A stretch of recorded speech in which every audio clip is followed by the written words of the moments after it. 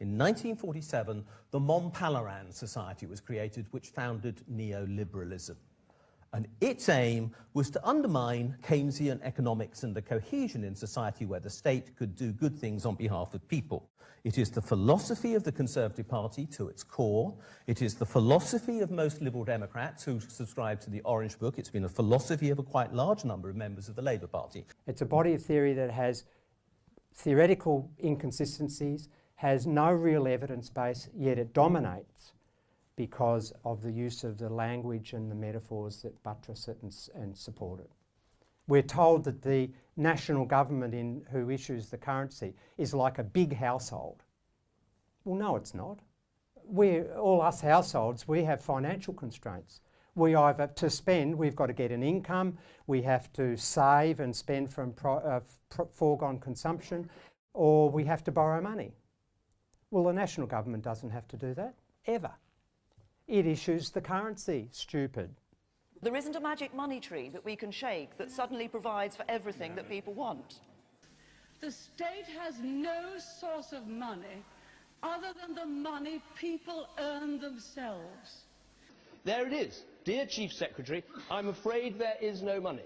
How can the British government that issues the pound run out of pounds?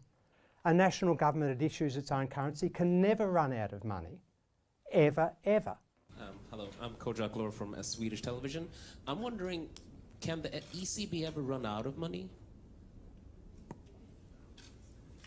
Well, technically no. We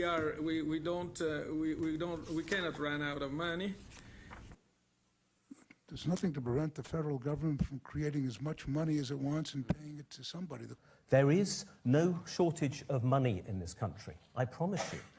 Every day you'll see the highest politicians in all of our countries using these metaphors, and they have a strict intent to undermine the confidence that we might have and the trust we might have in governments that seek to challenge the so-called self-regulating private market. The money needs to come from somewhere. You know, there's no such thing as sort of free stuff. But if we're really going to stand up to them, we've got to be strong enough and credible enough to do it, not just pretend that money will come out of thin air. It's so damaging for a so-called progressive politician to get up and say, well, I'm going to cut the deficit too and balance it. Why the hell would you want to balance the fiscal deficit? Who said that was a good idea? Let me remind the right honourable gentleman of what happens when you don't deal with the deficit. Sorry, it was a mistake. We shouldn't have allowed the deficit to get that high. Well, I said to this gentleman here, spending's got to fall, and that's why we will reduce spending. All right. They're just aping the language of the neoliberals because they think that that's what the population thinks is fiscal responsibility.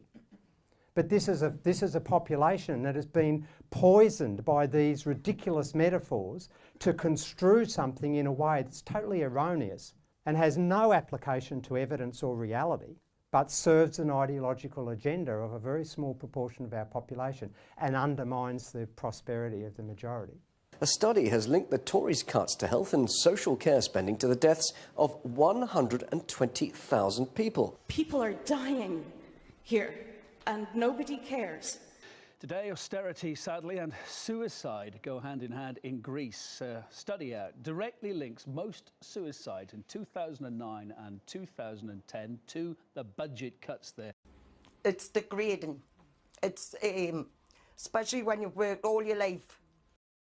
You often hear, oh, the government's got to save. Well, what nonsense is it that a currency issuing government would save? This is what students are getting taught all the time in economics courses, by the way. They're getting indoctrinated into this nonsense all the time.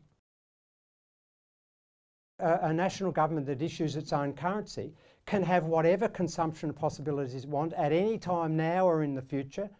It can buy whatever it wants that's for sale in its own currency, irrespective of what it's done in the past. And our own personal budget experience trying to deal with our credit cards and the rest of it has no application to a national government. It's totally irrelevant to the capacities and the opportunities that a national government has. I consider that modern monetary theory is a very elegant body of intellectual thought. It's internally consistent, it's evidence-based, it's got an impeccable record of prediction, if you like. All MMT is doing is describing the real world. Now, neoclassical theory is telling you about a fantasy planet. The way of doing economics that brings us into the 21st century, that recognizes the simple fact that we're not on a gold standard anymore, and we aren't taking advantage of a whole range of policy options that we can adopt now that weren't really available to us before. We have capacity as human beings through our cognitive processes and our understanding and use of language. We have the capacity to change the way we view something if we're confronted with a different set of metaphors and a different language. We can construe the same event that we thought about in one way today in quite a different way tomorrow.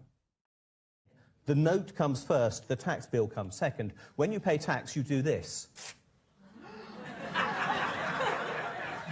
Isn't that shocking? The world as a whole is a closed system. Every financial payment comes from somewhere and it goes somewhere. There is no reason for austerity. None whatsoever. Got that? Again, this is simple for central bankers now.